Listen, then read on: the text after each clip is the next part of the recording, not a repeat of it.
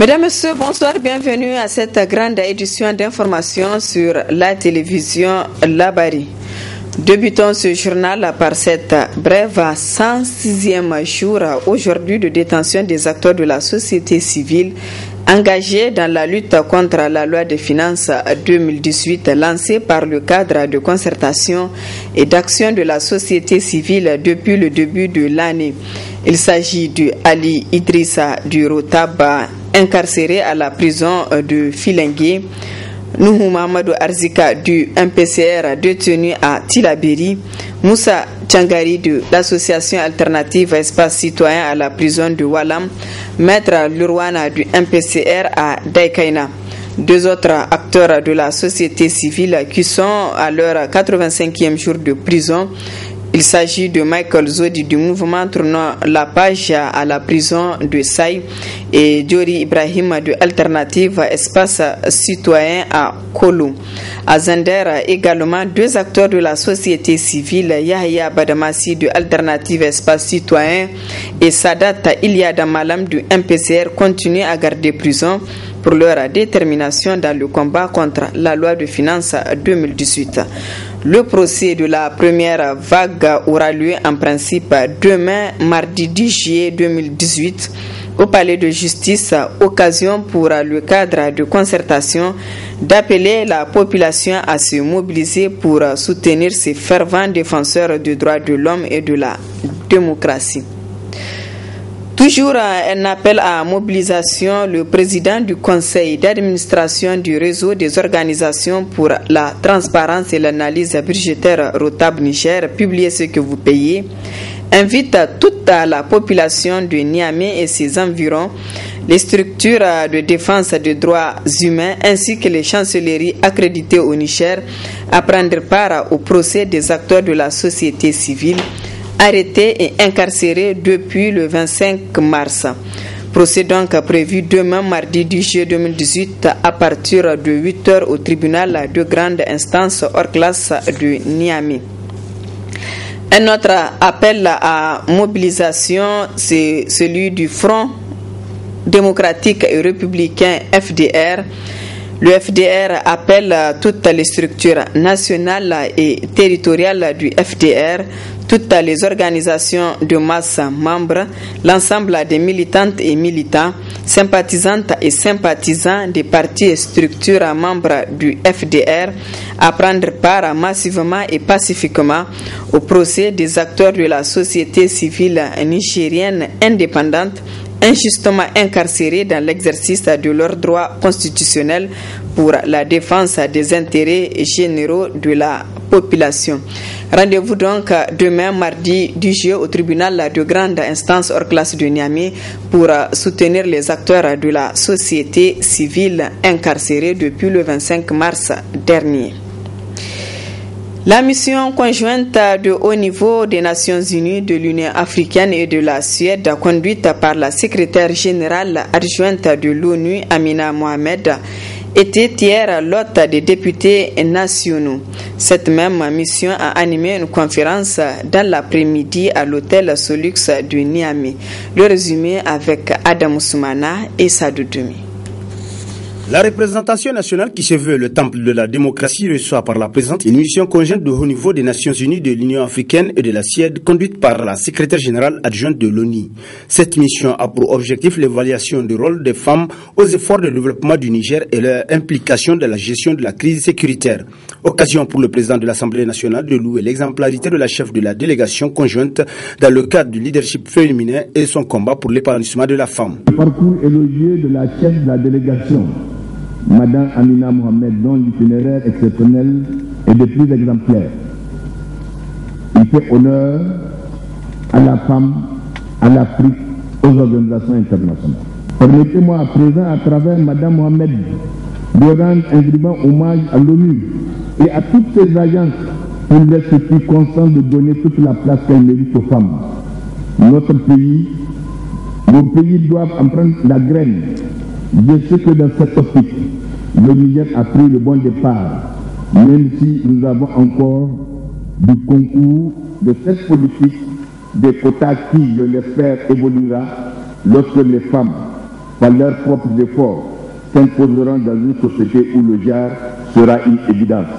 Prenant la parole à son tour devant les élus nationaux, Amina Mohamed, la chef de la délégation, se réjouit des actions menées par les autorités du Niger pour le développement de la femme nigérienne et rassurer l'État du soutien du système des Nations Unies dans ce sens. Ça ne suivit un débat riche et fructueux entre les membres de la délégation et les parlementaires nigériens. Ce rendez-vous de l'hémicycle a été couronné par la décoration du président de la représentation nationale par la chef de la mission.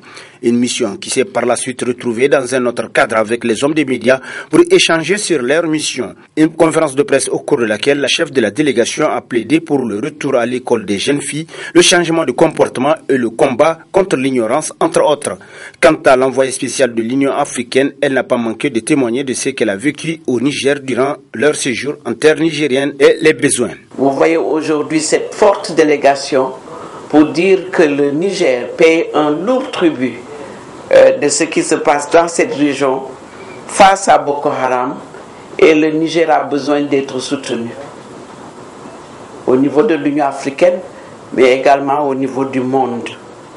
Oui, j'ai observé avec mes sœurs ici présentes la fragilité de la petite fille. Et je pense que c'est ça pour moi qui m'a beaucoup touché, les problèmes de mariage précoce et les conséquences que son fistule. Je crois que nous devons tout faire pour arrêter cela. En marge des échanges avec les hommes des médias, la chef de la mission conjointe de haut niveau des Nations Unies, de l'Union africaine et de la Suède a promis de rendre fidèlement compte à qui de droit les préoccupations des Nigériens pour un plein épanouissement de la femme. Clôture ce matin de la première session extraordinaire de l'Assemblée nationale au titre de l'année 2018. C'est le président de l'institution, Hussein Tini, qui a prononcé le discours de clôture en présence de nombreux invités. Le compte-rendu de Ismaël Moumouni et Aboubakar Souley. Ils sont nombreux parlementaires et convives à prendre part à cette cérémonie marquant la fin de la première session extraordinaire de l'Assemblée nationale. Dans son allocution de clôture des travaux, le premier responsable de cette institution s'est réjoui du travail abattu par les parlementaires s'agissant du débat d'orientation budgétaire. Cette année, notre travail fut de grande qualité, en commission comme en plénière. Les députés ont minutieusement examiné le document principal mis à leur disposition. Cela leur était d'une grande utilité, car d'une clarté accessible à tous, ce document leur a permis d'avoir un aperçu d'ensemble sur l'économie nigérienne, à ses potentialités comme à ses défis. Pour ce qui est des potentialités, elles sont fort nombreuses. C'est le sous-sol d'une richesse abondante et diversifiée. Ce sont des terres agricoles fertiles comme les plaines de l'Iraser. C'est l'innombrable cheptel composé des espaces les plus divers. C'est une jeunesse fougueuse, prête à s'investir dans les grands chantiers de la construction nationale. Mais comme le document nous fait également comprendre que face à ces potentialités, les défis qu'il faut relever pour que ces atouts ne restent pas virtuels restent encore immenses. Hussein Tini s'est prononcé également sur la rectification de la loi des finances en cours. S'agissant de la rectification de la loi des finances 2018, il faut se féliciter d'une fraction importante des ressources additionnelles escomptées servent à réduire significativement la dette intérieure. Ce sera ainsi plus de 22 milliards qui seront injectés dans le secteur privé national. Nul doute qu'il faut en escompter un effet d'entraînement certain sur l'ensemble de l'économie nationale. À propos de la dette, il convient de rappeler que plus que son volume, c'est sa qualité et l'emploi et les effets dont il faut se préoccuper. En effet, emprunter et investir pour produire des richesses, voilà ce qui est utile pour le pays. Par contre, toute dette qui ne génère pas les conditions de son remboursement est à terme dangereuse. Le président de l'Assemblée nationale a souhaité au monde agricole une bonne campagne. Rappelons qu'une fête a été prononcée à la mémoire de nos vaillants soldats tombés sur le champ d'honneur. Restons à l'Assemblée nationale où les députés se sont prononcés par rapport à la session qui vient de s'achever. Les avis sont divergents quant au bilan des travaux de cette première session extraordinaire. Retrouvons Ismaël Moumouni et Aboubakar Soudé. Après 2 semaines de travaux, la première session extraordinaire de l'Assemblée nationale a pris fin ce 9 juillet. Pour la majorité, le bilan est positif du moment où les points examinés et adoptés au cours de cette session contribuent au développement du pays. Durant ces 2 semaines, nous avons fait un travail excellent parce que nous avons d'abord vu le collectif budgétaire que le gouvernement nous a apporté. Et dans ce collectif budgétaire, il y a déjà un apport de près de 71 milliards que l'État a gagné pour pouvoir investir ça dans l'économie. Et surtout, ce qui est très intéressant, c'est surtout les 22 milliards qui seront destinés à éponger la dette intérieure. Il n'y a aucune divergence. Nous avons, comme d'habitude, vous savez, l'opposition ne vote jamais notre budget. Ça, c'est un truc traditionnel. Mais sinon, au niveau des commissions, nous avons débattu avec eux en point en large de ce budget. Ils l'ont accepté. Il n'y a aucun problème entre nous. En tout cas, ils l'acceptent et ils approuvent aussi la politique du gouvernement. Malgré que la session s'est tenue dans un climat parfait, l'opposition dénombre quelques manquements. Satisfait, non. Non, vous avez vu, on n'a pas voté la loi des finances rectificatives parce qu'on aurait voulu que le gouvernement soit beaucoup plus courageux, qu'il aille beaucoup plus loin pour rectifier un certain nombre d'insuffisances qui ont été décriées par le Nigérien. Ces insuffisances-là, vous les connaissez, c'est les impôts et taxes qui ont été imposés sur les produits de première nécessité à un moment où la cherté de la vie dans notre pays est connue de tous. Donc le gouvernement a fait un pas en ce qui concerne les acomptes perçus lors de l'élaboration des actes de cession immobilière, mais le gouvernement aurait pu aller plus loin pour révisiter certains impôts et taxes et alléger les souffrances des populations. L'opposition invite le gouvernement à prendre en compte le rapport de la commission d'enquête parlementaire sur l'université de Niamey, ce qui permettra de mettre fin aux différents mouvements universitaires. Autre aspect de cette édition séminaire d'évaluation nationale de la campagne de traitement de masse contre les maladies tropicales à négliger 2018. Objectif, faire le point sur les résultats atteints dans le combat contre les maladies tropicales négligées à travers cette campagne de traitement de masse. Le compte rendu. Lancée le mois de juin sur toute l'étendue du territoire national, la campagne de traitement de masse contre les maladies tropicales négligées vise le contrôle de ces maladies, voire leur élimination. C'est pour cela, après la campagne, il est organisé la présente réunion d'évaluation pour faire le point sur les résultats issus de cette campagne de traitement de masse appuyée par l'ONG HKI dans cette lutte. Hélène Keller International, que je représente ici, appuie le ministère de la Santé pour la lutte contre les maladies tropicales négligées depuis 2011. Et ainsi, avec l'ensemble des autres partenaires, nous travaillons pour permettre de réduire le fardeau de ces maladies dans les communautés du Niger. Avec les efforts des uns et des autres, nous avons eu de bons résultats en ce qui concerne les 5 maladies pour lesquelles il existe des chimiothérapies préventives, pour lesquelles le ministère de la Santé s'est engagé à lutter, avec soit des objectifs d'élimination pour certains et des objectifs de contrôle pour d'autres. Nous avons tous travaillé ensemble depuis plusieurs années pour arriver à des résultats satisfaisants à ce jour. Et cette campagne qui a été faite au titre de l'année 2018 est également nous permettra de faire le point sur les résultats qui ont pu être atteints au cours de cette campagne. Les maladies tropicales négligées constituent un sérieux problème de santé et touchent particulièrement les populations pauvres, d'où l'engagement du ministère de la Santé publique et ses partenaires à soutenir le programme dans la lutte contre ces maladies.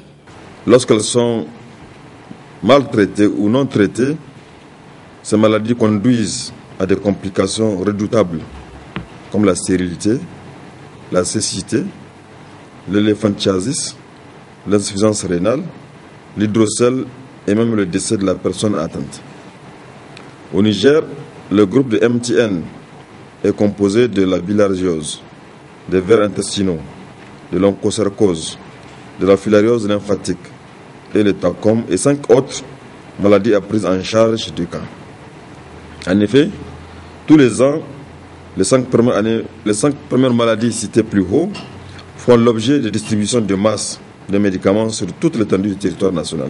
Lors de cette campagne, 15 districts ont distribué les médicaments contre le trachome, 34 contre la bilharziose et 14 contre la filariose lymphatique.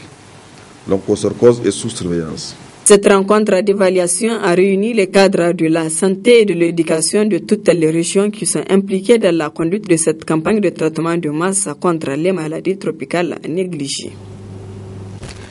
Du sport, avant de clore ce journal, la Coupe UNICEF Niger du tournoi de football féminin organisé par la FENIFOOT a pris fin hier après-midi. Au finish, c'est l'équipe de l'AS Police qui a remporté la coupe face à l'AS Garde nationale à l'issue de la séance de tir au but 4-3. La cérémonie a enregistré la présence du ministre de la Renaissance culturelle et de la représentante de l'UNICEF au Niger et de plusieurs invités.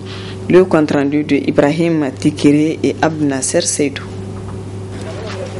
AS Garde nationale en rouge contre AS Police en jaune, c'est l'affiche de la finale du tournoi de football féminin joué ce dimanche 8 juillet au centre technique de la FENIFOOT. Deux équipes qui se connaissent bien et se sont finalement neutralisées un but partout à la fin du temps réglementaire. Et c'est la séance de tir au but qui a permis aux joueuses de l'AS Police de remporter 4-3 la coupe mise en jeu par UNICEF Niger à travers la commission football féminin de la FENIFOOT. Ce tournoi a été entièrement financé par l'UNICEF. Je tiens donc à remercier la représentante de l'UNICEF pour cette belle initiative, parce que vous n'êtes pas sans le savoir, il y a à peine 2 ans que nous avons lancé le football féminin au Niger, et aujourd'hui on peut dire que le football féminin existe réellement au Niger. Nous avons participé à notre premier tournoi international, un tournoi où 12 pays étaient représentés en Côte d'Ivoire il n'y a pas longtemps. Ça a été une participation pas très... Bon, on n'a pas été fort dedans parce que c'est le début, comme je dis, mais c'était bien qu'on ait participé. Voilà, donc aujourd'hui on peut dire que l'engouement se crée. Vous remarquez comme moi que ça commence les jeunes filles commencent à s'intéresser de manière formidable au football, ce que nous souhaitons, ce que nos instances fêtières, qui sont la FIFA et la CAF, encouragent fortement. Pour la représentante de l'UNICEF au Niger, elle a félicité les joueuses pour la qualité du beau jeu produit. Le sport donne aux filles l'occasion de participer. Elles peuvent défier les stéréotypes qui les cataloguent moins bien que les garçons. Le sport peut aider les filles à se placer sur un pied d'égalité avec les garçons au sein de la société. C'est la raison pour laquelle l'UNICEF s'est associée à la FENIFOOT dans l'organisation de ce tournoi, tout en tirant parti de l'engouement actuel autour de la Coupe du Monde afin d'attirer l'attention sur les défis que les filles font face dans le pays et en mettant en avant les solutions. Je suis sûre que je n'ai choisi aucune équipe. Pour moi, toutes les équipes sont gagnantes. Côté récompense, plusieurs prix ont été décernés aux équipes. En plus de la coupe, l'AS Police a reçu une enveloppe de 50 000 francs CFA et un ballon, tandis que l'équipe perdante s'est contentée de 30 000 francs CFA et un ballon. Quant à Acha Academy, classée 3e, elle a reçu une enveloppe de 20 000 francs CFA et un ballon. Des prix, à savoir la meilleure joueuse de la finale, Rukaye Yakuba de l'AS Garde nationale, l'équipe de Fair Play revenue à Dosso ont été également attribuées. Présent à la finale et très émerveillé de l'envol que prend le football féminin de notre pays, le directeur général de la SONIDEP, président du comité des entreprises de soutien au sport, a offert une enveloppe de 500 000 francs CFA à chacune des équipes classées première, deuxième, troisième et quatrième. Notons que cette compétition est la deuxième à l'espace d'un trimestre qu'organise la commission football féminin de la FENIFOOT, présidée désormais par Mme Amina Moussa. Voilà, mesdames, messieurs, ici prend fin ce journal. Merci à vous de l'avoir suivi et excellente soirée en compagnie du programme de la télévision Labari.